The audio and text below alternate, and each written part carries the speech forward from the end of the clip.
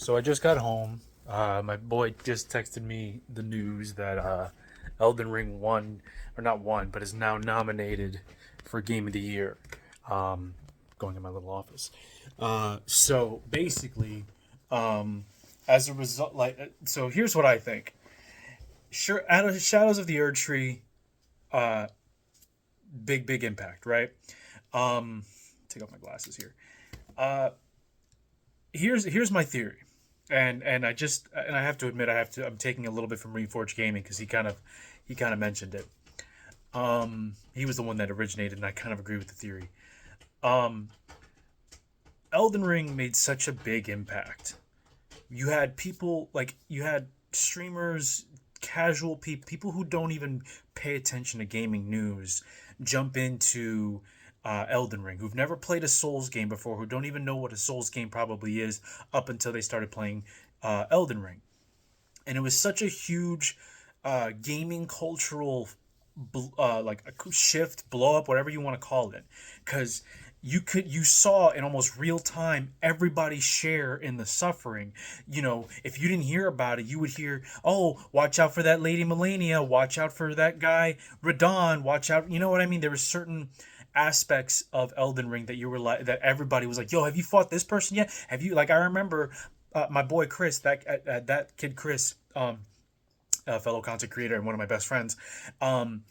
He told me, "Hey, before you beat the game, you have to fight Moog Melania," and that's exactly what I did. Because again, we were all collectively playing against these guys. We were all like, "What the fuck?" Moog has a three phase that he takes your health. Melania is just like taking your health and beating the holy crap out of you on top of this move that is almost impossible to dodge.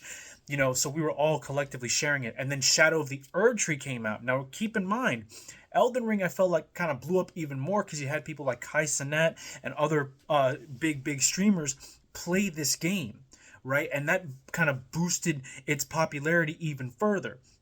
So now you have Shadow of the Erdtree happening, and here it goes again. But Elden Ring's had 2 years to cook. Elden Ring's had 2 years to spread and like, yo, you got to play this game. It's very ease of access, blah, blah, blah, blah. And it's a Souls game. So again, it's very different to what people are used to playing probably. You had people who probably played COD for 5, 6 years, for a decade, who decided, yo, let me try this Knights and Shining Armor type stuff. And then sure enough, they're like, yo, that game was hard, but I'm about to go back in. So I think that's what ended up happening. Back to the theory that Reforge Gaming placed out. The the reviewers were like, "Hey, listen, Shadow of the Erdtree was such a huge game. I think we should uh, review it and allow it to be nominated." And Jeff Keighley, who runs the Game Awards, probably said, "Yeah, sure, why not?" But he probably didn't expect this flood of criticism from people who are like, DLC shouldn't be considered as Game of the Year. But again, going back to my previous video, Elden Ring was a big cultural hit, and the fact that it won Game of the Year as well back in, I think, 2022, again, speaks to how good of a game it was. Some people might disagree, but it's neither here nor there. But Shadow of the Erdtree, I do kind of agree with most people. I don't think it should be up there just because, again, it is DLC. Now, if they just said, hey guys, this is Elden Ring 2, oh, okay, yeah, sure, why not?